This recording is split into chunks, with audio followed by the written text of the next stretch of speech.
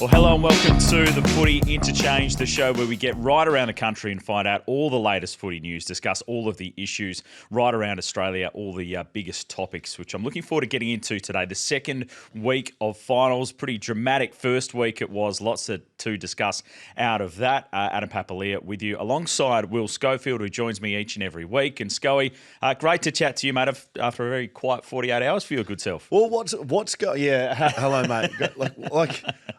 I woke up this morning. I was just like, why am I letting people like their own opinions dictate how I feel? Like I've reflected, feel 100% about my opinion and comments, and if people like it or not, good on you.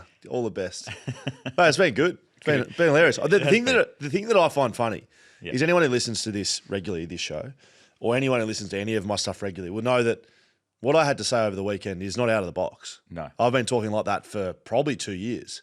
It's just strange when they blow up like they do. Yeah. I find it strange. I don't think there's any rhyme or reason to that, but it was, I don't know, clip went viral, for lack of a better term. Broke some records at 6PR. Yeah, I think so. It went nuts. And I saw you yesterday. Do I get a pay rise? Good luck with that. I saw you yesterday, and I was a little concerned for you. You're a bit flatter than I normally edgy. see you. I was a bit edgy. And then you're on the air. You're a bit grumpy, and I heard the Shelter Footy cast yesterday. You're a bit grumpy off the top of that as well. And then you bounced back today, and you're up and about, which is good to see. Well, mate, I had to bloody bring the the willow out and start putting people through the covers on 6PR because they were ringing up and they were getting their facts wrong. I think that turned me in my corner. People ringing up and they're all emotional, but they're like, "Yeah, I saw what you had to say on TV." It's like, sorry guys, like I did it on radio. It's a clip for social. I don't need to be able to talk you through it. So anyway. I think I'm hoping that most people know what we're talking about, and for those that don't, that are just coming in. So Scully was chatting after the game on Saturday night after a 5-hour shift probably as well. It was getting late towards the end of the broadcast, but there was a bit of vision came through from the Eagles' best and fairest of some people, and it's still to be clarified exactly who was in that. There was a range of different people, but cheering the fact that Fremantle got knocked out of the finals in the way that they did. And you spoke about that, and I think and you don't need me to defend you at all, but I think the bit that's maybe not cut through as much is, I think you were talking about the fact that it's not just about West Coast not cheering for Freo or anything. It's about the fact that West Coast has had a terrible 4 years and should be focusing on other things rather than the team up the road. Well, I spoke to someone. Essence. I've spoken to more and more people over the last couple of days who were there. Yeah. Because I was reacting off a 10-second blurry piece of vision. I don't even know who was there. I've heard board members were cheering. I've heard, that's embarrassing. That's embarrassing. If you're an executive or a staff member at West Coast and you're cheering that's embarrassing. 1,000%. Fans are going to do what they're going to do. But it's been fun, mate. And we push on. It's great. Finals footy's here, so I mean that's pretty bloody good, isn't it? Yeah. Something West Coast isn't involved in. We will save the questions for the Footy Interchange, but there's a bit of feedback coming through, obviously, about this to start with. Great. Reading the game said, Scully wasn't wrong about the pettiness of some of the Eagles' best and fairest cheering the loss, but maybe, just maybe, it's the fuel to relight the fire in the derby. The rivalry's been down and virtually non-existent for 10 years. It needs its spite back. This is rivalry. Bring back the blockbuster. See? Just setting it up for all of Western Australia. Oh, that'd be good, wouldn't it? I mean, we'd love to see some competitive derbies. Because before West Coast was bad, Freo was bad. And we haven't had many years where both sides have been good. That's what I would pray for, that in the next decade, we have a season where both sides are good. Do you think we'll get that? Yeah, it'll happen eventually, but it's going to be some time. Unfortunately, the cyclical nature of the game is you're up for a while and then you drop back down, unless you're Geelong. Then you drop back down for a while and then you have to rebuild. And if they're both on a different trajectory in that space, then there's not too much of a crossover when, both the teams are good. You saw it in 2015. We saw it 2005, 2006 when both teams are good. But in recent times, one's been starting to contend and the other one's been rebuilding and they don't really switch over too much. Because where we are now is this is what the whole year we live for, is finals footy. And I love finals footy. I used to love playing in finals. I used to, the money and the recognition and the coverage and all that, playing in front of crowds, it's all good. But playing in finals was the best years of footy, and they're the best memories I have. If I think about my career, like finals flash into it, and then there's a few other games here and there. But the reason that is because of, I think, round one. If you compare round one of footy to finals, you can make mistakes in round one. You can be the best preseason, get a game. You can, hopefully he's going to get good for the year. You come to finals and you're either good or you're not. And you either know what you're doing or you don't. And you know what your role is and you can execute or you can't. Like there's no grey. And I love that. And I loved it as a player. I think some of my best games were in finals because it meant everything. And you found out so quickly in finals. And if I reckon I played a couple of bad finals too, and you know straight away. Whereas in the middle of the year, you don't quite have the same consequences. You don't have the same meaning, and you don't learn as quickly. And I love finals footy. I absolutely love it. It was a brilliant first weekend of finals to watch, and something I've spoken about, and we've sort of touched on a little bit over the last couple of weeks, is around those teams that have made a big jump this year and are going from outside the finals to inside, and how they handled that moment. So Adelaide had some nervy moments in their final, and obviously Collingwood got the job done. Fremantle, I think, were really similar, particularly in the first half before they started to get going, lacking a bit of composure at times and not able to take the game on. Those sides, putting them aside, how did you find it as a player when you're a younger group coming through and you're playing in your first couple of finals? Because I'm one that's of the belief that if you're a team that's going to contend, you need to have been around the finals for a couple of years before you take that next jump to be able to go and win prelims and push towards grand finals. But that different mindset, that, does the game feel 1,000 times faster out there in the first quarter in a final compared to just a regular season game? Yeah, so the only comparison is derbies when they were competitive. Like I remember playing in my first derby, and I started at half back. I was at the top. I would have been at the top of the centre square because there's no 666. And I remember being on my opponent and the game just being like, it was a significant difference in intensity. Harder, stronger, faster, all of those things. You need to be able to operate at the highest level possible. Derbies were the only thing that got close to that. And then you play a good team. But finals, because of most of them, other than the qualifying, it's play or you're out, and you win or you're out. So for young players, I do remember playing in my first finals and it being definitely quicker, and that's probably decision making, not running. Like you don't have to run faster. Everything just happens a little bit faster. And when you're already at the top of your elite sport in the country, and it goes to another level, like it's very noticeable. And so finals was always like that. I think you can see it as a fan as well when the intensity around the contest goes up. And those levels just aren't, they're just never met during the season.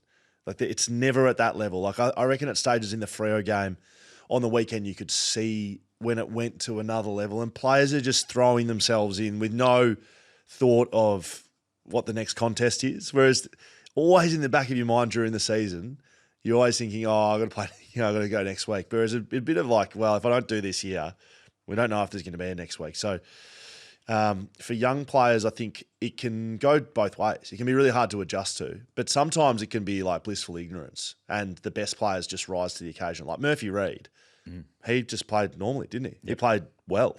So, yeah, I don't buy into the whole thing about grand finals, you get to lose one to win one, and I don't really buy into if you're a young side, you can't play well in finals. But certainly, probably overall, if you play in a few finals, you kind of figure that out and you know what's coming. And grand final day, you know the process, you know the structure, you know the system, you know it's going to be different. So that's what you learn. But it doesn't mean you can't win or play well if you're young or if you haven't played in one. No, but you get better and more experienced Definitely. at being able to handle that moment. So was there a time when it twigged for you, like, I think you played 7 finals through your career, where you sort of got to the 3rd or the 4th and you felt, I guess, calmer going into it, that you knew what to expect and that you could perform or you could handle what was going to happen? Probably 2015. Yeah, probably the qualifying final 2015. And that was really a year for me that I felt probably the first time in my career properly backed in by everyone, because they had to, because we had a lot of injuries as key backs, and it was sort of like, well, there wasn't the selection issue or pressure that I probably at times didn't handle well. And yeah, just that game. We didn't start well. We didn't score a goal in the first quarter, but there was just a bit more of a calm and understanding, well, we're going to get a chance to come back into this game. Whereas games before that, I remember playing Collingwood at the MCG a couple of times, and it was just mayhem. We just lost. I remember, I think it could have been my first final, 2011, against Carlton at Subiaco. And if you just think about time, I remember the review of that game. It's just the whole time we've been talking, it's been in my head the whole time. We won late by under a goal. Carlton came back. It was like 108 to 104 or something like that. It was a stupid scoreline. And there was a play late where I, left my man because it got to I don't know what I was doing. I left my man to go and get a kick as a backman. It was Walker, Andrew Walker. I'll never forget it. And I sort of went drifting down the ground and the ball turned over. We had the ball, but then it turned over. And Andrew Walker's by himself in the forward line. Woosha in front of the entire group. And we were through to the next week. It was like, if I ever see you do that again, you won't play for the club. It was that serious. And I was like, oh, shit. So I didn't pull that one out again until the 2018 grand final. Just do the biggest moment. You're like, I'll do it again. No, but the point is young player, not understanding the moment of how important it was. And I just remember watching the vision going, what am I actually doing? And you can just understand that in these big moments with the young players, not that they forget what they are, but they just don't know. And me as a young player, I was trying to take the game on still, but it was we're up by under a goal or 2 goals with 4 minutes to play. It's not the time to go looking for a kick through the corridor. Yeah. You don't know until you know. So anyway, that's a little story. It's like there's a bit of that sort of out-of-body experience type stuff happening when that mayhem is going on. And for some players, rather than, some handle it really well straight away, whether they're young or whatever, it takes a while to settle into that and be able to keep your composure. I didn't think it was going to happen, but while we've been talking, there's just moments flooding through my head. Like Sharad Wellingham playing for Collingwood kicked a goal on me. I think it was the first goal of one of the elimination finals at Collingwood at the MCG. And I just remember watching him. I was on him. I ball watched. I looked down. He was a metre in front of me. He hit the pack perfectly, took it cleanly and ran into an open goal. And I was just a metre off him. And I remember thinking, how the fuck did that happen? What just happened? How often does he remind you of that one? No, I don't know if he could be. He probably he wouldn't have even known I was playing on him. He would have been like, Will who? Next time. Yeah, correct. Brilliant stuff. It's really interesting insight, I think, and particularly through the finals where we're trying to figure out how these teams are going to handle these moments, particularly in the first week of finals. I think we saw it with a few teams in the first week. Yeah. Obviously, Fremantle are no longer there. The Giants are no longer there. We're down to the 6 teams, and it is all set up, Scully, as we start to get around the country now for the biggest game of footy Queensland has ever seen. We head now to Tom Rockliff, of course, from Rockliff Finance, who's been brilliant with us on the pod all year. I'm sure he's deep in Queensland territory, ready to go ahead of this massive game. He joins us now. Rocky, where do we find you ahead of this massive clash? Just at the airport, about to fly back from Queenstown. So, sorry about the audio and vision, but that's the way it goes. That's the best you've been all year. A little bit better than the Sydney boys. A few of the Sydney Swans boys are about to board their flight back to Sydney after a little trip over here and cancelled flights. So they've got an extra night. Oh, you're kidding. Last day of the footy trip is the last place and last thing you ever. You just want to get home. You're hugging a pillow or something on the plane. They'll be in big trouble. Yeah, there's a couple of them got to call the wife and kids and say I'm having another night in Queenstown. Who looks the worst? The Cowboys. You see Papalia? No, there's only a couple of them. I've seen Paps a couple of times. It's a footy trip hub, I think, over here. I've seen North Melbourne, Sydney, Melbourne. They're all over here. That's good, mate. We've got a Q clash. I mean, this is bloody brilliant, especially for you. Excited? Yeah, I think it should be a ripper. And then the way the last contest went as well, the Gold Coast Suns getting hold of Brisbane only a matter of 5 or 6 weeks ago. So they'll have so much confidence going into this game. And then what they were able to achieve on the road against Fremantle over there, I thought they stuffed it up. They dominated that first quarter, didn't take their opportunities in front of goal and left the door ajar for Fremantle, which showed some real resilience to get back in the contest. And I don't know where Brisbane are at. I've said it most of the year. I don't know where they're at. Yeah, I mean, they've got some issue. We'll talk the Lions in just a second, but still revelling in the Suns' performance, particularly David Swallow, to have that moment, the footy god smiling in the end after everything he's been through and what he's given to that club. I mean, how big is this for the Suns, for a side that has been, a struggle in the AFL for such a long time? Yeah, it's massive. I mean, it was a matter of time before they played finals, and a lot longer than what the AFL would have hoped for. And it was so good to see them do that on the big stage. I know that you guys obviously being over there in Perth, it would have been good for Freo to march on. But for the Gold Coast Suns, for where they are as a footy club, they don't have that many supporters. They try to travel in numbers, and hopefully this boosts it. And no sporting organisation's ever succeeded on the Gold Coast for whatever reason. It just never has. It's never operated well. The A-League, it never worked. The NRL, that they're continually down the bottom. So for the Gold Coast Suns to go out there and win their first final, it's massive. And I'm sort of leaning towards them getting the job done again against Brisbane. Yeah, I agree, mate. The Brisbane Lions looked a little beaten up, but we do this every year. The teams that lose the qualifying, we say, they're coming off a loss, but most of the time they end up winning this one. I mean, there's some big matchup ahead of this. Reilly and Anderson over here in the flesh were just amazing against the Dockers. Do you expect Reilly to have a matchup? Because he was probably the most influential son that I saw on the field. Sounds like you've been in Queenstown for a week or two, You're trying to talk there, but yeah, I think it'll be Dunkley. He normally goes to Matty Reilly, and he's had his colours lowered a few times, Matty Reilly, except for last time he went out there and won the Q Clash medal in a really good performance. He dominated that game, and I'd expect Dunkley to go to him again. As you said, he's a beast inside what he does within the contest, but he's added an element to his outside game as well, and his kicking skills are exceptional, particularly on his left side. Matty Reilly, so I'd expect Dunkley to go to him.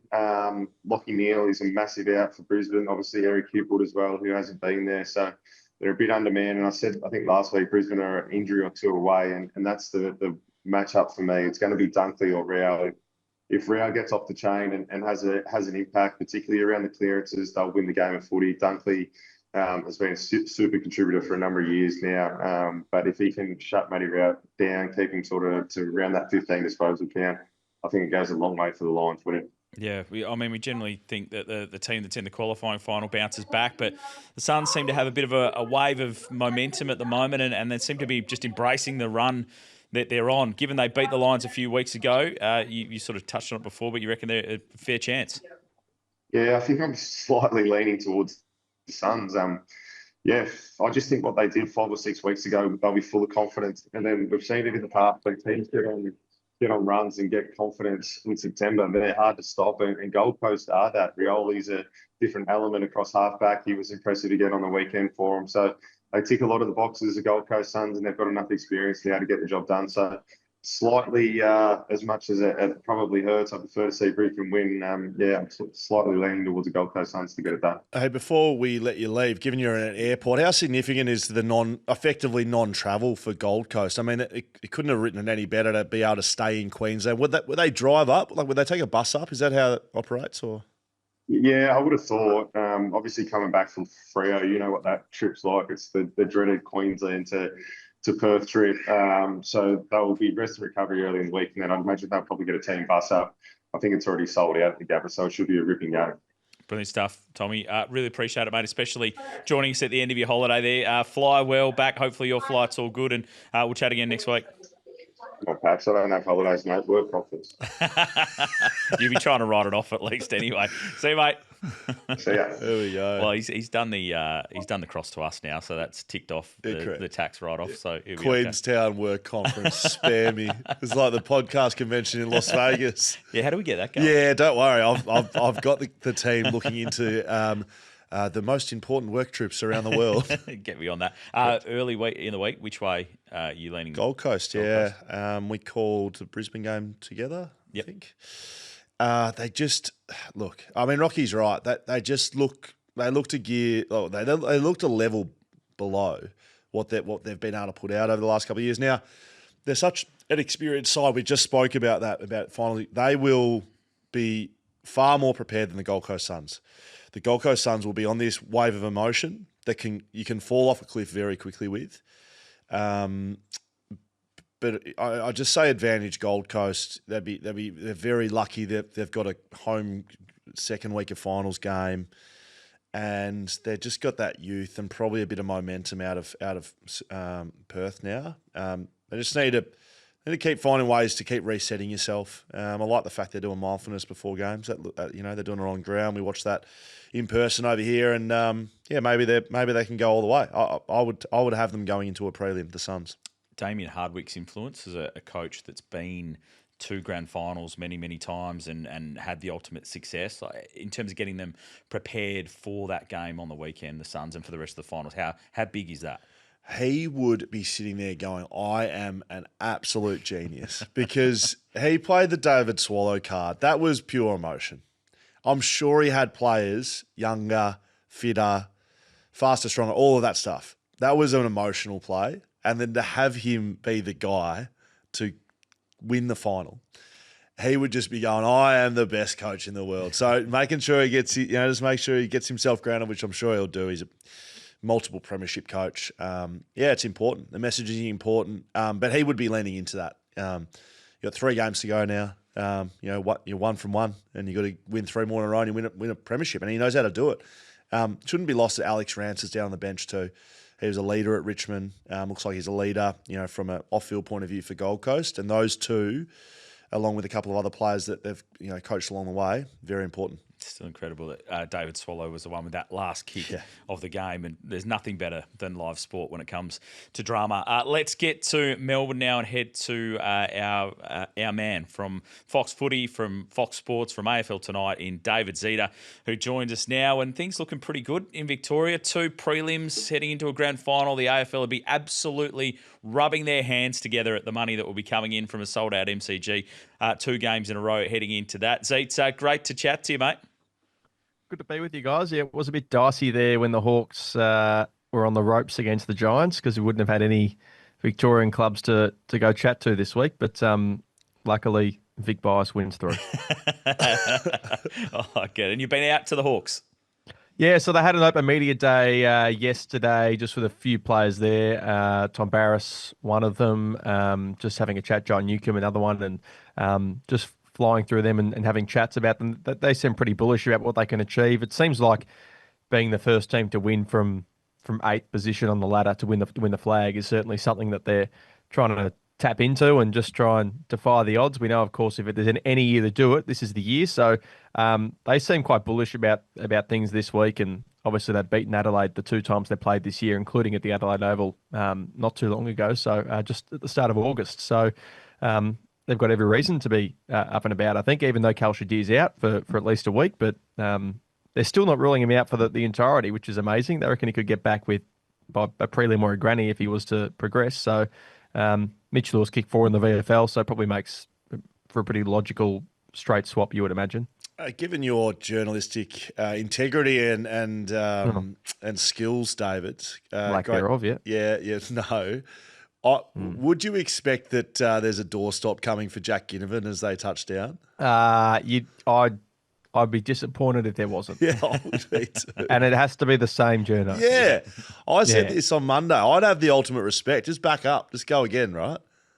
I would do it just for fun, like just as a all right. Because you got to take the piss out of yourself. I'd be actually upset if there wasn't one. Yeah, I agree with that. Well done. Now, Sam Draper, along with the rest of the free agents in the AFL this year, is off to Brisbane. What's happening here? Oh, it's good. The it works beautifully, isn't it? It's a great system at the moment. So told the Bombers are confirmed.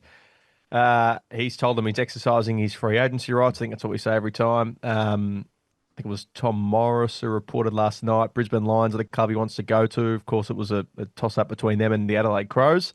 But he said in the statement, which was interesting, I just felt like for my body and for the best choice for me was to move over. So I think maybe there's frustration with the lack of continuity he's had out on the park, and he wouldn't be alone at the Bombers, I wouldn't have thought. So that's the first domino to fall. I think the Sam Draper one's probably the easiest one to stomach for Essendon fans, given he's a free agent and, we'll go to a club that's going to be contending for a flag next year. It's more of the Jordan Ridley and the Zach Merritt contracted players who might want out or are considering wanting out that would be of most concern to them, I would imagine. But Draper to the Lions, with Eric Hipwood out. So it's certainly him and Oscar Allen certainly going to come in handy.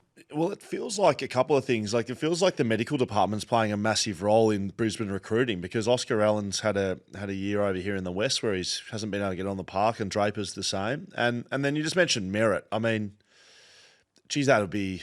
Well, what's the feeling in Victoria around the captain of the footy club again linked to trade? Is it get him out of there or would they? No, I think it seems to happen very regularly.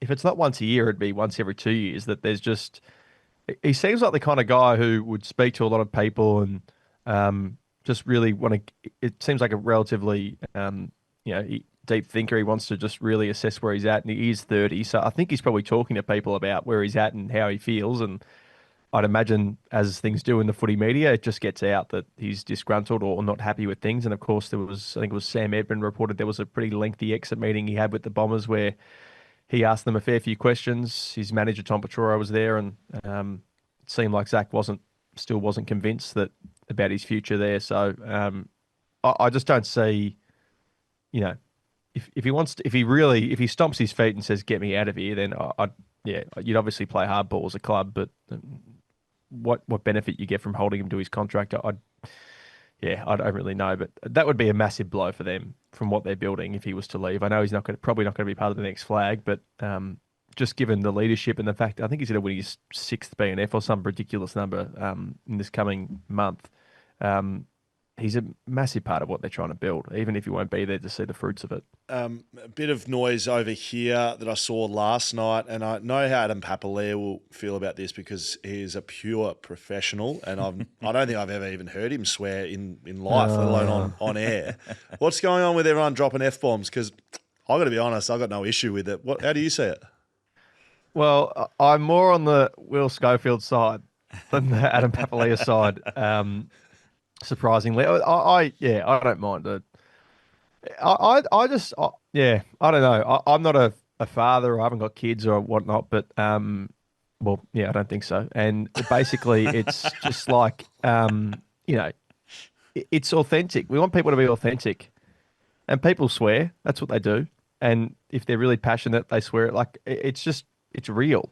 If they're doing it for the sake of doing it, fair enough. Then if you can avoid it, but if it's just something that comes out because they're passionate and they're expressing love, it doesn't bother me. But I'm of probably the younger brigade, so that probably tracks with that. I think the people who are complaining about it may be a bit more senior. I couldn't put it. I'd look forward to the opener of AFL tonight this week. Welcome to fucking Fox Footy. Yeah, well, I mean, that's I tell you what, lucky some of the off-air stuff doesn't, because it's. I swear like a, what is it? Anyway, swear like a something, whatever the saying is. But I don't. It doesn't bother me, but I know it does. So, Will, you're fine with it, Scully and Paps? You're not fine with it? I get very nervous because I'm so trained to not swear on air that even like in a podcast situation like this, where it's okay. Every time I'm like, "Where's the dump button? Do we need to press something on that? Is that okay?" Just say fuck. Just say it once. Yes. Fire truck. There you go. I don't mind it, but if you're the broadcaster, that's a different thing because you're the person, like you're the professional, you're the caller. But if you're the talent or the person getting interviewed, yeah. I think it's open to them to. If you're the interviewer, don't be dropping F-bombs. But if you're the person that you want to get emotion out of them, we want something from them. And that's them being authentic, I think. Yeah, no, I agree with that. If it happens, it's live TV. Stuff happens.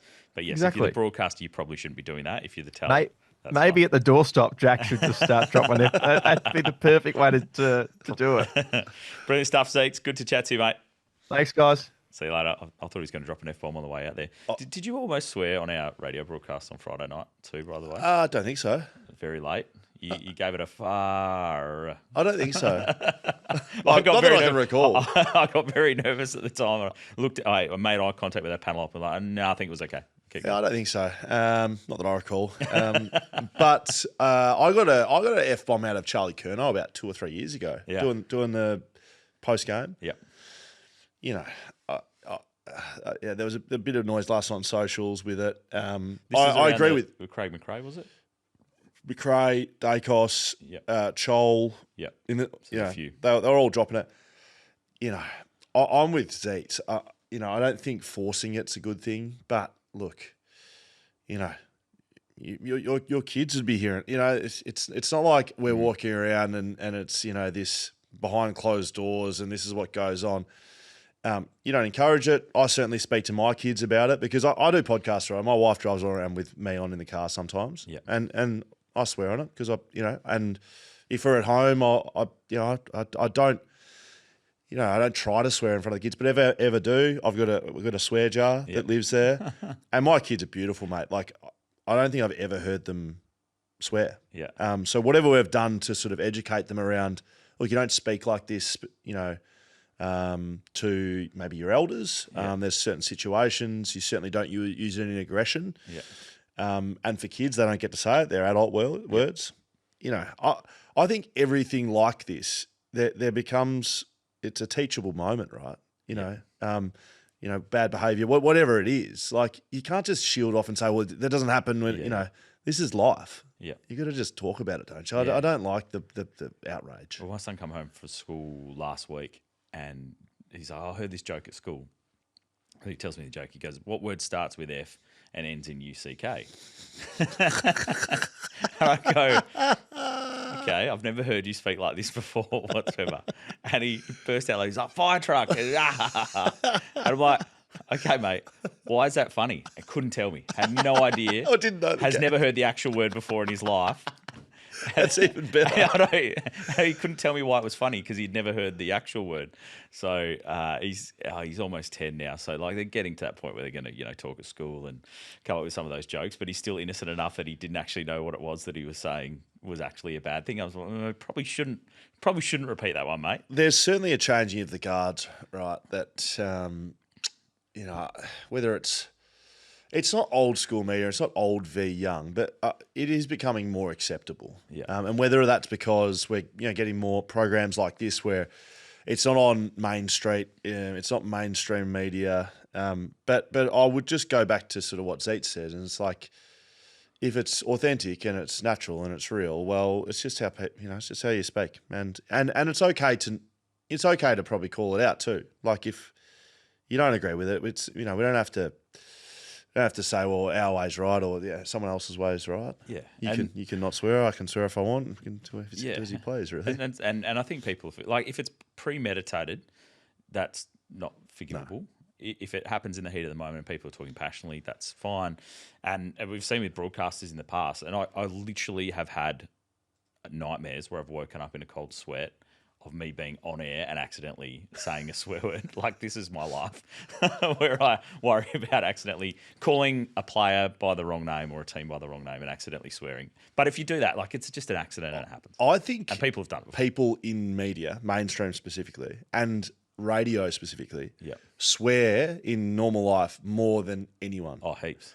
And at work too. Well, when I first came into the media, I'd been a player, started doing the media stuff, and we'd be talking off air and it'd be F this and see that and blah, blah, blah. And then the red light comes on and it's just like not one word comes out. And I always used to like talk to my wife and whoever and just be like, I don't know if I want to name any names, but this one in particular would have said F 20 times and then the light comes on. Yeah. Like anyone who's a fan of BackChat, Shawnee Mack's episode, right?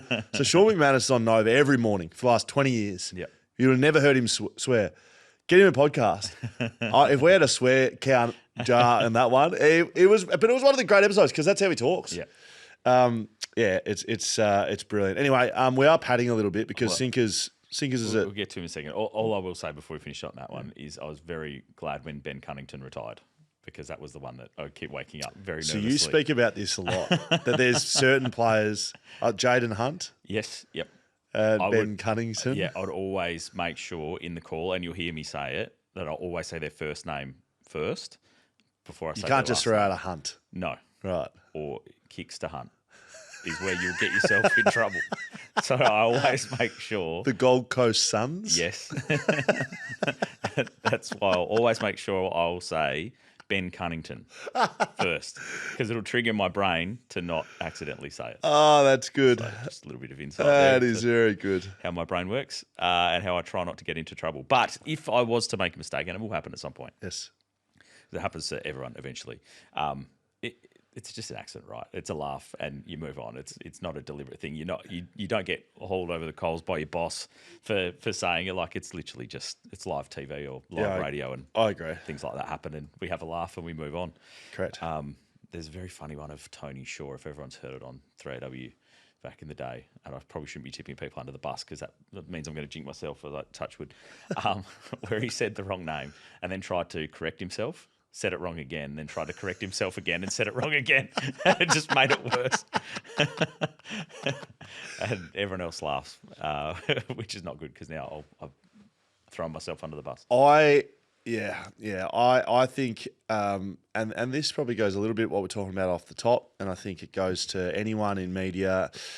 You know, you and I do a lot of different things on different forums, TV and podcasts and radio. If you can, whether it's a strong opinion or you make a mistake like that, my style lends itself to a little bit. But if you can just, in the end, realise it's an opinion or it's a slip of the tongue, or the consequences should never, in those circumstances, be anything other than laughing it off and actually taking the piss out of yourself. Yeah, absolutely. Because the outrage at stuff like that, doesn't really help anyone. So. Yeah, I've made many blues. I don't think I've sworn on live mainstream. I definitely haven't. No. So I'm proud of myself, given my mouth. You're listening to the Footy Interchange. We'll get to Eliza Reilly in just a second. The other one I wanted to chat to you about, Sco, which is on our rundown, is last touch rule, which is being floated about coming into the AFL. Now, say it right. Now. What? It's last disposal rule.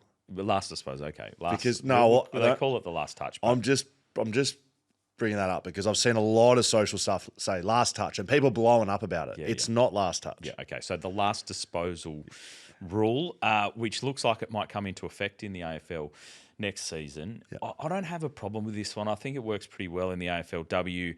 The fact that insufficient intent is pretty much paid for any kick that goes out of bounds between the two arcs at the moment would just take the frustration out of it, I think, maybe for footy fans. But effectively, it'll be the same as it is in the sample, same as it is in the AFLW, between the 250-metre arcs, that if you have a kick or a handball that goes out of bounds and isn't touched by anyone else before it does, that will be the lasso free kick and a free kick to the opposition. So, you and I worked the AFLW on the weekend. How many times do you reckon last disposal was given? Do you reckon it was 10 times? No, it wasn't. Maybe.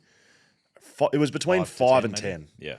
So, across the course of a game, which is shorter in the AFLW, albeit, it honestly... In an AFLW game, what I think it does is you do not even think about it when it's either goes across the boundary and it's been a disposal, a kick or a handball, and it's a free kick, and there's no, you're not even when it goes out the AFL now and you see the umpire sprinting and you're like, oh, is he going to give it or not? Is she going to give it or not? AFLW, it just goes out and it's either a throw in or it's a free kick. There's no decisions being made.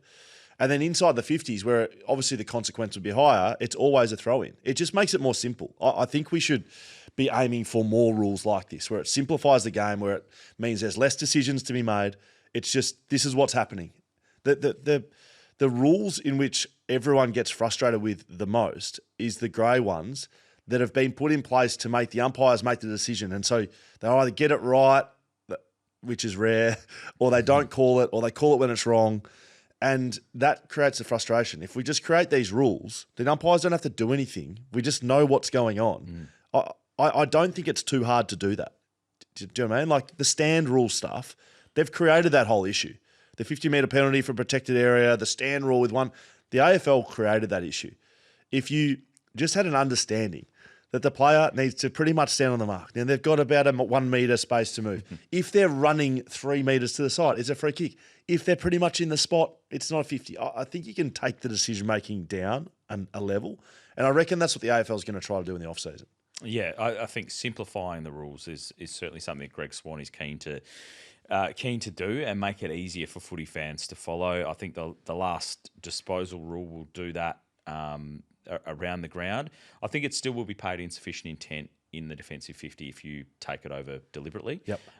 So it's not just a blanket throw in if it goes out of play. If you send it out deliberately as a defender in there, you'll still get pinged for that. Yep. But between the arcs, it just makes it crystal clear. It's like there's no interpretation. The umpire doesn't need to make a decision on whether you intended to get it out or not, or if someone was in the vicinity. If you kick it, no one touches it, it goes out. Free kick, let's get the game moving again. What I saw from social comments, people were hating it, and I think it was because it was broadcast as last touch, and people think that. So in the Sandful, it's last touch, right? So I was talking to Hamish Brayshaw last time on BackChat, and I said, "Oh, do you think would you like to see it come in the waffle?" And he said no, because last touch I think would be worse than what we have right now. So last touch is more like the ball's in dispute. You're all trying to get your hands on it. And the last person to get a fingertip on it before it goes. Do you know what I mean? That's not what we want. Yep. The last disposal works perfectly in the AFLW, and I can't remember many decisions being made in the AFLW game we umpired on commentated on the weekend where I really thought about too much. I don't know if it was whether I was a little bit more relaxed, but umpiring is pretty good, and I reckon it's because they're making less decisions as well. Yeah, and simplifying things. That's I think the biggest bugbear for everyone, and I think there's quite a few rules that they could possibly go through and try to figure that out. The pushing in the back is one in marking contests. Holding the ball clearly is one. The advantage rule is one that bugs me no end as we go through. But it's just about trying to make the game as clear for people. Like, we cover a lot of footy, watch a lot of games, and I like to think I know what the rules are and how it works. But the casual footy fan, I think that's who they need to cater for a little bit more. And younger people coming through, that when they're watching a game of footy, they have no idea why that was a free kick or not a free kick. If you can clear those up, make it more understandable for the casual footy fan, I think it just makes the game more accessible for people and stops that frustration that people get with watching footy, I think, right now. Because working on radio, we get a lot of calls from people saying, I can't watch anymore. I agree. I don't enjoy it anymore because I don't know what's a free kick and I don't know what is a free kick. And it changes from week to week and quarter to quarter and game to game. And so I'd rather just listen to it while I'm doing the gardening and do something else rather than sitting there and watching it properly. We're going to speak to Eliza Reilly shortly, thanks to Heyscape, but I thought we could just briefly jump into the West Australian side of things, given that we've been covering it ourselves. I haven't really broken that game down too much across anything that I've really done. The Freo, loss, being reported a few, a choke. I didn't think it was a choke. They put themselves in a position where they had to go and basically put loose numbers behind the footy, and then they had some moments like we spoke about off the top that, I think for most of the year they've actually stood up in them, and they didn't get a lot wrong. But once you get to finals and you make a slight mistake here and there, for instance, putting Josh Tracy behind the footy and not double loose manning it. So they had one loose man. Gold Coast equalised it. They should have put another loose back. Gold Coast would have equalised that. They should have put another, but instead it stopped. There was no cascade effect, and it meant there was a one-on-one contest between Josh Tracy and Mac Andrew. Now, Mac Andrew plays as a forward sometimes. I've never seen Josh Tracy play as a backman, really. He's gone back and taken a few intercept marks as a loose late in games. That's not playing as a backman, but not as a defender. That's a loose in defence, and I compare it to Josh Kennedy. If Josh Kennedy had to defend someone in the back 50, I would not put. I wouldn't put my life on it. I wouldn't put bloody $5 on him being able to beat someone one-on-one. It's just a different game. Now, that's not saying Josh Tracy's a bad player, but you don't want him in a one-on-one contest. Put Patrick Voss down there. Put Frederick down there. Like, guys that, at least can just bring the ball to ground so then Josh Tracy can concentrate on jumping for the footy. So they got that wrong. I think they got their middle part of the ground wrong, especially early in the game. The Gold Coast Suns really took it up to them, and then the ball movement, from a point of view, they didn't change angles enough, and it took them for most of the game to then have to rip the band-aid off and say, we're going to change angles. So there was a goal late in the third quarter where Brayshaw changed angles, and then in the last quarter they started, instead of their long down the line kicks going to post, which is like close to the boundary, they pulled that contest right into the middle of the ground. So they were more aggressive going and taking the game on. They, of course, looked more dangerous there, and then Alex Pearce stood up behind the footy, intercepting the ball. But overall, that the best team won that game. Gold Coast Suns were the best side. And just seeing what we've seen for the back half of the year, and, I was trying to will it into existence that Freo could win a flag. I don't think Freo could win a flag this year. But they will in the next couple, or at least give themselves the opportunity contending. Yeah, and that's what we're sort of talking about in terms of that finals experience. They'll learn from that, and perhaps, losing in the first week of finals in a weird way might be more beneficial in terms of that. You don't get a pass mark for the season. If you win a final and you get through to the second week, you go, okay, well, we did pretty well, and get a bit comfortable with that. Getting knocked out, perhaps it does actually hold them in better stead for next year. Let's get a check on the injury update thanks to Frontrunner Physiotherapy with Steve Gravina. Not sure if he signed up at West Coast yet as their fitness high-performance boss. We're still waiting to see. But he joins us now. Steve, there's lots of injury news going on, mate. Always great to chat to you, of course. If anyone needs any physio work, Frontrunner Physiotherapy in Osborne Park. I think the biggest one out of the weekend, if we can start with that, Lachie Neale, in terms of Brisbane's premiership hopes, a massive one, the fact that he's ruled out now for the rest of the year. We were sort of hopeful at the time it was cramped, but it looked as soon as he did it that it was something pretty significant. Yeah, really disappointing for Lachie and for the footy club. You never like to see what we call a subsequent injury, not a recurrence. So, they took a conservative approach. It gave them a 5-week return following that quad injury, and the quad held up for 3.5 quarters, but unfortunately the calf didn't. So it's hard to manage those situations. I mean, Lachie's had past issues with his calves, and when you're hampered with one injury like the quad, it impacts on your consistent loading for other areas of the body. So it does raise the risk profile of other injuries. And unfortunately, the calf was the thing that let him down late in the game, and not insignificant. So they're calling a 4 to 6 week injury. So, higher grade 2 at least, which, rules him out for the year, unfortunately, and an early off season. Hey, Steve, we called that game, and I know you don't know what Lachie was thinking, but when he did it, he stayed on the ground for a little bit. Can you just talk about, your experience with speaking with players who have done either soft tissues, calves or hammies, that it sometimes feels like a cramp? Like sometimes you don't know if you've done it or not?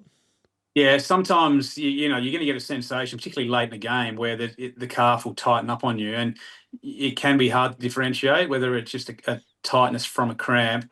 The biggest predictor is, can you function? So if that pain comes on, I'm sure he would have tested it to have a bit of a jog around and tried to keep going, but his ability to accelerate especially would have just been, shot, which I think he found out pretty quickly. So you're usually getting the medical staff get out there pretty quickly as soon as they can, if not in danger of being at the play, and having a quick chat to the player and getting a quick update on what happened and can you function. If you can't, then you get them off pretty quickly.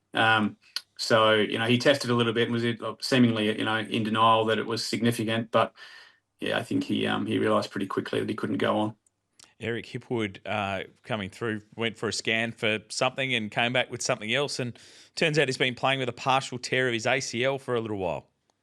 Yeah, we saw one earlier on in the year at Freo as well, where you go in for a routine scan. So from my understanding, the calf was tracking well. They got a follow-up scan to make sure, and sort of got the whole area of the calf. Normally when you get a calf MRI, doesn't really specifically go into the knee so much, but they must have got a higher image to encompass the higher part of the calf, which also captures the knee. So his past ACL reconstruction has obviously failed. So the graft where they take a donor site from another area of the body, whether it be a hamstring tendon or your patella tendon, that had shown signs of failure. So that's just not going to hold up longer term to the rigours of footy, and they made the call that may as well do it now, which really gut wrenching for him to miss out on a finals campaign at the back end, hopefully for him, but give him the best chance for a safe and healthy career, but also long-term health, because if you have another catastrophic injury to your knee, your chances of beyond your footy days, the knee being a big issue and sort of fast track to a knee replacement becomes a realistic proposition. So they get it done for his long-term health, but also his ability to get a few more years of footy. Let's jump to Adelaide, mate. One thing that Adelaide, have missed is probably their best player in Isaac Rankin. Josh Rochelle has been out for 10 weeks now. A chance for a return? What sort of chance do you give him? Well, yeah, he's coming from the clouds. From my understanding, he's he's been running for 2 weeks. So, rule of thumb in the footy world is the time that's taken to get you to run is the time that's taken to recondition you to be ready to play. So, if that's 8 weeks off, it's an 8-week build to safely get you back and recondition you for the rigours of footy. 8 weeks off, 2-week run, and then, this week as well for a bit of training. We'll give him a 3-week lead in. So massively underdone. You do have a potential luxury of rolling the dice as a sub. So if you can get the group through that you don't need to activate that sub and let him go for a quarter or two, might be able to get away with it, but he's going to be grossly underdone. The knee will have to function, so he will have had to full train. I think they train tonight. You'd have to get through a full training session. And then, you're just holding your breath as to whether his soft tissue conditioning is at a point where it can handle the speed of the game. I'd say unlikely, and I'd say the medical staff will be pushing the conservative path, but it really depends on how important he is to the team and what they can do with their rotations and whether he's a sub, if they can take a risk that way. And Darcy Jones, it was a really sad one to see happen. You could tell how heartbreaking it was for those on the bench there for the Giants and for him too. The actual mechanism of how that one happened, though, was it on this sort of second landing? It looked like all that force sort of went through his leg and that was when it occurred. Yeah, it looked like it was a second landing, which was the straw that broke the camel's back, so to speak. The first landing might have preloaded it and actually created a partial injury, but certainly the second was where the knee gave way. And so, as we've talked about in the past on the show, when that leg lands outside of your center of mass, so all of his weight was still sort of on the inside where you see where the foot positions, all of the weight goes through the inside of the knee. So that buckling mechanism, which we hate to see, it was pretty prevalent there, causing the ACL to fail. So he knew straight away, and heartbreaking for the young kid who's going to be a star. So it's 2026 in rehab, most part of it, and it'd be unlikely to see him next year. You might be able to get him in the back end of the year if all things going really well. Hawthorn, Cal Shadir seems to be one in injury headlines. Look, I just hear the word hamstring and it's 21 days. I don't know if you've heard anything differently, but, we had David Zeta on just before sort of speaking about it could be 1 week. What are you hearing here? They're pretty rare to be less than a 21-dayer. Sometimes you've got 3 hamstrings. If it's your lateral hamstring, which is called your biceps femoris, that's the most common hamstring injury that we see in AFL footy. If that's been injured, then very unlikely that you'll see him in the next 2 weeks. You can get these very small, minor, low-grade injuries to the 2 other hamstrings and medial hamstrings, which, you can sometimes get away with it. But if it is at the lower grade level, they'll go through their functional milestones. And if he ticks off his ability to accelerate and decelerate at a reasonable speed and functioning pretty well early, and he needs to be at least a week out from being able to play, then you could put him up for next week's selection. But unless he's moving really well this weekend at training and in rehab, and can get up to full training early in the week, you wouldn't be running the risk. Brilliant stuff, Steve. Always great to chat to you, mate. Thank you very much. Thanks, guys. Steve Gravina there with the latest injury update here on the Footy Interchange. Well, the Footy Interchange, let's head to South Australia and check in with our man Dom Cassisi, of course, former Power captain, 228 games in the AFL, and he joins us now to talk through the Crows, particularly in the finals. Dom, great to chat to you, mate. And you called this last week. You said it. We got into a little bit thinking, it's a Port man just saying the Crows are going to lose, but you were spot on the money that Collingwood were going to get it done. I was right on the hammer, and the game finished right. And I said to the kids, I said, I called this.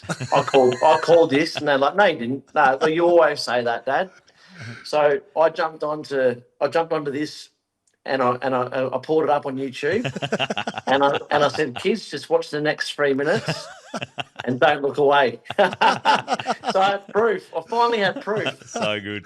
Got it on tape. I love you, blokes. Roll the tape. Yeah, Let's that's go. it. Just got ready to go. Just keep texting him the vision of it as we go through. I was rolling Dom Cassisi said this out for like 3 days after we chatted because I was like Crows for the flag, top of that, and then the points you made about Collingwood, it made me think. Actually, that's spot on. I didn't pick him. I didn't listen to you that much, but I was rolling out. Look, spoke to Dom Cassisi. This is what he said. What's the wash up for the Crows after that loss, mate? Yeah, look, it's been look. Some of the supporters. I mean, supporters are pretty nervous now, and that's what happens. I mean, you lose the first home final. Pressure builds, and then you start, the pressure builds. I mean, I saw on the paper today, it's like Crows will be the first team since 1983 if they go out in straight sets after finishing minor premiers. So that narrative starts getting, so the pressure just builds and builds. So, look, I think there's an element of, yes, they've still had a great year. Yes, there's hope, but the concern is you got a Hawthorn coming over who, they're like, they'll just be gloves off and they'll take the game on and all that sort of stuff. So it's going to be an absolute belter this Friday night. Do you think they've learnt from that experience? Obviously, that was the concern going in, that hadn't played many finals. Do you think that will hold them in good enough stead to come out and probably start the game a bit better? Well, look, you'd hope so. But, yes, 16 players now have played one final. But this final here is going to be twice the pressure because I've been in the situation before, and Scott, you probably have as well. And it's it's the whole psychology of it that comes into play because, the game style, the fitness, the this, that, they're ticking every box. It's the psychology of it. So it's going to be interesting to see the Crows, if they get a goal or two down, and then that little voice in your head is going, oh, my God, we're going to be the first team in a long time to go straight sets. We finish on top. That kick on the corridors on, oh, hang on a minute. No, it's not. And you start playing safe and you're second guessing. So, and your game could fall away pretty quick. So I'd say they're not out of the woods yet. And it's not, and this is not, I think the Crows have been fantastic. I don't want people to think, oh, it's an ex-Port captain whacking the Crows. I just think that that there's a natural progression. I've been saying it for a long time, and I don't know whether last week was just enough for the one win. When you look at what other teams have done, like Brisbane won the flag last year, but they had many failures 4 or 5 years before, and they got experience and they got learnings from it, and they stick together. And then you look at Geelong; they've 2011 won the flag. They've won a few since, but they've made heaps of prelims since. Like, it's prelim after prelim, it's experience. So maybe they've got a few more lessons to learn this year. So it was only 5 weeks ago that the Adelaide Crows played Hawthorn. Some big games on that night. Jordan Dawson specifically went to a new level in the last quarter. How do you see this one coming? Because Friday night semi, Crows v Hawks, is a huge matchup. And, both sides... high-scoring teams. It's shaping for a ripper. It is. You'd expect it to be an attacking brand. There's no doubt about it. Dawson played a ripper that game, so we need to see who goes to him. And, then I think the big, Hawthorn, with Newcombe and these guys, some of the big-bodied mids they've got, it'd be interesting to see who wins the contest early. But, you got Ginnivan for the Hawks, who's in fine form too, which will pose a threat forward. So there's just going to be massive matchups all around, and obviously the crowd will come into it as well. That's the Crows, which is going to be a massive game against Hawthorn. Before we finish up in South Australia there, Dom, the Power is starting to make some moves with some coaching setups. Have you got a call yet from Josh Carr just to slot in there? Nah, he doesn't. He doesn't want one of his mates near him. I said, mate, any chance? He goes, nah, no good, nah. So I wouldn't know where to start. I don't even know how the game's played these days.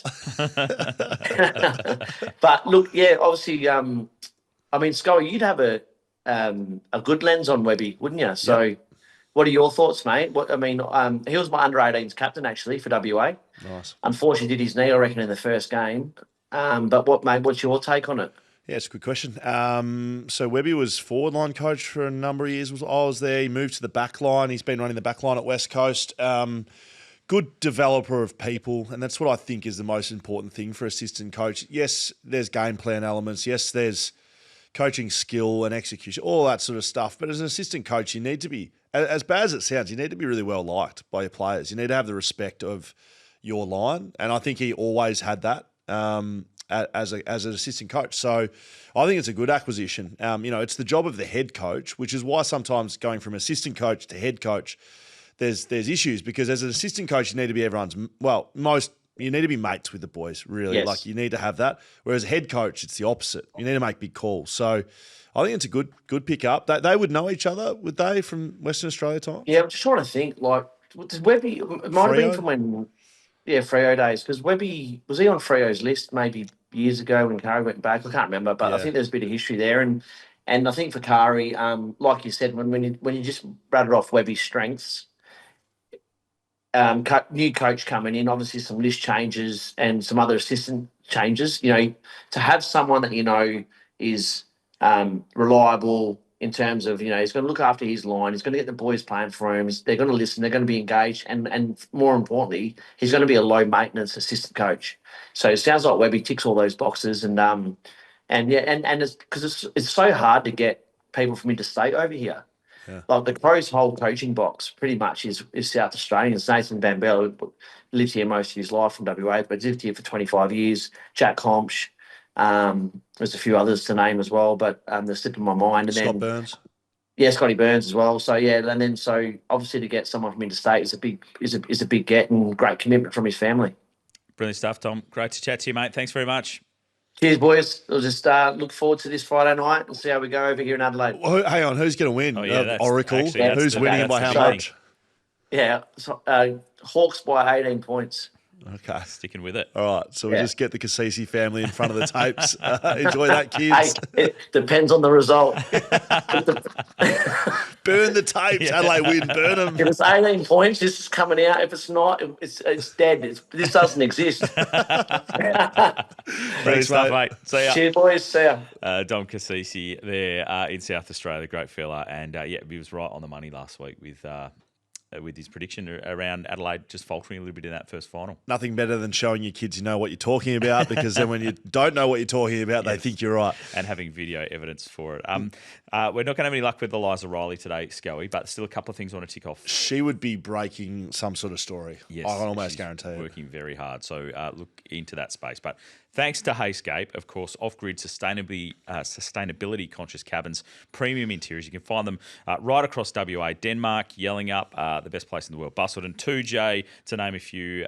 There's a few other locations they're working on as well. But great place, dog-friendly. Go and check them out, heyscape.com.au. Did someone give you a Father's Day gift from Heyscape? I didn't know, unfortunately. But I wonder if there are any of our listeners that'd be nice. Dealt that out. I was hoping for something. Look, after the last 48 hours, I'm looking for a bit of a retreat, a bit of a vacation. I actually thought you weren't going to be here today. Joining you from yelling up Heyscape Cabins, locked yourself by myself. Off-grid cabin, turn the phone off, just lock yourself in. Where can we find you, Scully? Sitting in the rocking chair. By myself, shut up. Great for a getaway, just by yourself or with the family as well. Check them out, heyscape.com.au. You spoke about the elimination with Freo. I think, and it's a question that's come through from quite a few people as well on the way through around about Freo, as I try and jump in a little bit earlier from our question segment. Dunny says, just wondering your thoughts on Scully's beloved Freo Dockers plans this off-season, now that you're so anti-West Coast. Do you think they look to trade for some senior players to fill some holes or go to the draft? What do Fremantle need? Nah, they don't need senior players and leadership. They have that. They've got that in spades, and they've got young leaders that they just ooze leadership. So they're not lacking leadership. They are lacking a bit of quality, probably. If you say they're lacking something, I think their entire list will improve over the off-season. Their forwards will get stronger and bigger and fitter. I think their ruckman will, really benefit from a year of actually playing together in Darcy and Jackson. I think we'll see an even better Luke Jackson and probably Sean Darcy too. And their midfield, their young midfield will go well too. So they need to add just a little bit of quality. They added some last year with Shea Bolton, and that's probably as a danger player, less so ultimate oozing quality. And I know that might be a bit not controversial, but maybe you thought that's what you were getting. I think Shea Bolton as a player, if I'm a backman and Shea Bolton's there, I'm like, I've got to respect him for 120 minutes because he can, in the space of 3 minutes, kick 3 goals. But he's not the sort of guy that's going to have 25 and be slicing and dicing with a brilliant kick. I just think they need a really good kick. They need to go free agents, contracted players, anyone and everyone in between, draftees, whoever they're drafting, need to be the best kicks. Mm-hmm. I'd love them to add a couple of brilliant kicks to their list. Like their draftee could be a struggle with fitness, mate, just, whatever the weaknesses are, best kick available. Get them. That's what I'd do. There could be other things you could add. Alex Pearce isn't going to play forever, but he was probably one of their best on the weekend. Maybe a key back, maybe, but they've got a list that can challenge for a premiership. They don't need to add too much. No, it's like if you miss by a bit, it's not completely turn everything over and go too big in trying to change what you do well. It's just make some little tweaks and tweaks to the game plan. Try and get better. I know Freo fans like talking about the game plan. I think it's pretty much there. I don't think they're pretty predictable, which is a good thing. Yes, it can get frustrating if they're not scoring and they're not moving the ball freely, but they're able to defend behind those moments too. I think if they can get a little bit more aggressive in changing of lanes and angles, that means instead of going just straight up and down the line or straight up and down the middle, like changing lanes means, all right, you're in the middle, move to the wing. If you're on the wing, get it on the other side. Just a few more times during a quarter, not all the time, because you can't defend it behind it all the time. I think they'd be pretty much ticking every box. You mentioned those good kicks before too. They experimented with Cooper Simpson for a couple of weeks, and he's one that could slot into that lineup next year. They're a bottom 4 age side in the competition. Yep. So they're just going to get better. They really are. So be confident, Dockers fans. And the West Coast Best and Fairest, which I know you've had a close eye on, Scully. The actual result though of the Best and Fairest, Liam Baker wins that from Ruben Jinby and Harley Reid. Yeah, I thought it was good. A random takeaway is I liked that the votes looked a little lower. I see some like clubs votes and it's like 4,312 votes. I think it looked like it might be Andrew McWalter plus the 3 major assistant coaches given a 3-2-1. That's what it looked like to me. I like that. I'm a bit of a stickler to all that sort of stuff. You know how you deliberate out of bounds and stand rules and stuff like that. That's one for me. I used to hate 5-4-3-2-1, every coach and every other bloke in the box, and it'd just be ridiculous. Just keep it simple, 3-2-1. And Liam Baker really well deserved, and Ruben Jinby probably just as well deserved. And good for Harley Reid, top 3 in a Best and Fairest as a second-year player. That speaks to his quality. Like you can't really challenge that. I think he's been good without being great, but he's the 3rd best player on the list. So it also speaks to their depth that a second-year player and Ruben Jinby in his 3rd or 4th, one of those. 4th, I think. Can be second. You'd like to see your senior players. As 1 to 5, you'd like your 5 most senior players, but they haven't had that. So, that's where the improvement's going to come. I never end up seeing the full list, but we're interested to see where Tom McCarthy. I saw 10. I saw top 10. Top 10. He wasn't in the top 10 though. Okay. So but given he only played half a season and was one of their best in almost all of those games. Yeah. I thought that it'd be interesting to see where he actually did end up finishing up. That's where we're going to finish up too, Scully. Great. Been a busy show today. Been great to chat to all of our guests right around the country and talk plenty of footy. Of course, the Footy Interchange Exchange is coming up where people can send through their questions, and we implore people to be a patron. Sign up as a patron, backchatpodcast.com.au to get your questions answered. The thread is going off this morning, so lots of questions to get to, which we'll record after this. If you want your questions answered, you can put it in there on Twitter, wherever you find it, and it'd be great to join us. And by the way, GWS, the season's done. Sydney finished a while ago, and that is the Sydney update. Done for New South Wales for season 2025. Cal's clocked off. This has been the Footy Interchange.